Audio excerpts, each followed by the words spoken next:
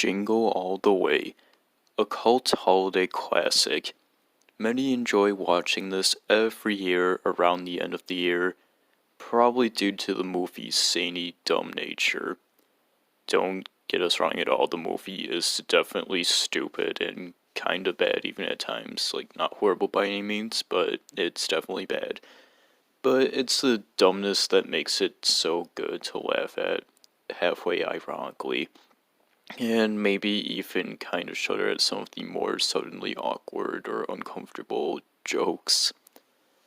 But many innocently watch this without realizing the deepest, darkest truth of the movie. Howard is dead. Yes.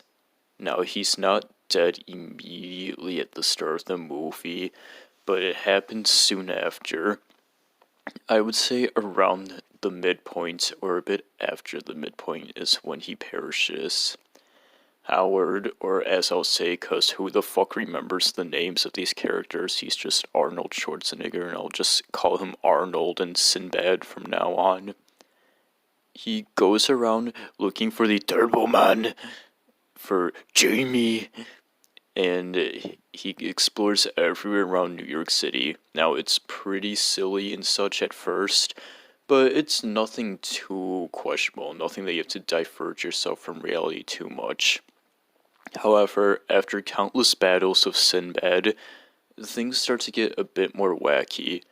The movie goes from people laughing at Arnold's face and strong Santa cultmen to drunk reindeer and people not being hurt by explosives and jetpacks and all of this cartoony stuff and animated costumes and nobody questioning kids nearly dying at a parade, and it's just a mess for the Turbo Man action figure that I need. Now, it's because of this suddenly happening that you can go to the conclusion that Arnold dies.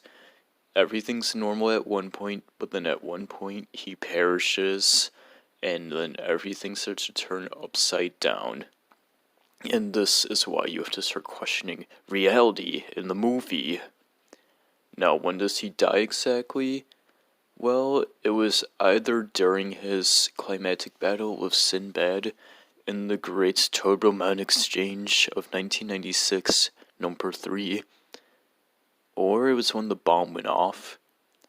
Now, I like to think that while that's possible, like, he dies in the explosion and then everybody else is just cartoonishly burns in perfectly fine 2 minutes later, I like to think that maybe he was already dead then, and that he died before getting to the diner from exhaustion and battling for the Turbo Man.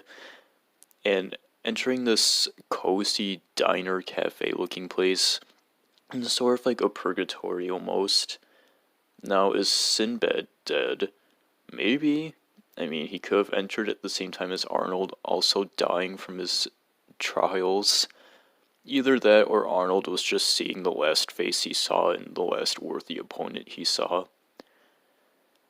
So, in truth, once you go rewatch the movie, it becomes so clear and you see the point where things start to get more bizarre. And Arnold's final memories of his living life was yelling at the weird neighbor to put the cookie down now.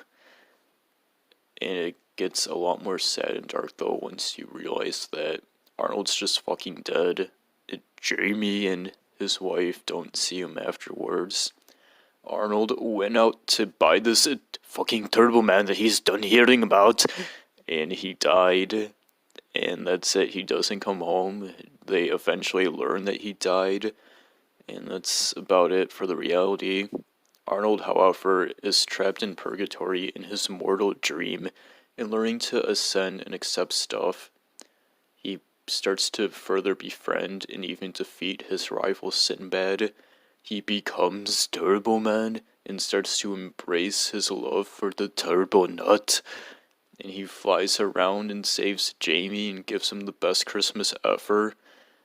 And we don't see him necessarily transcend at the end. He's still in an issue, However, it's probably a more fun purgatory. I don't know why I said it in his voice. And maybe he assents at some point, or maybe he's just okay in that forever wacky Christmas special. I would also like to point out that once he reaches this point is when you see the digital concessions man.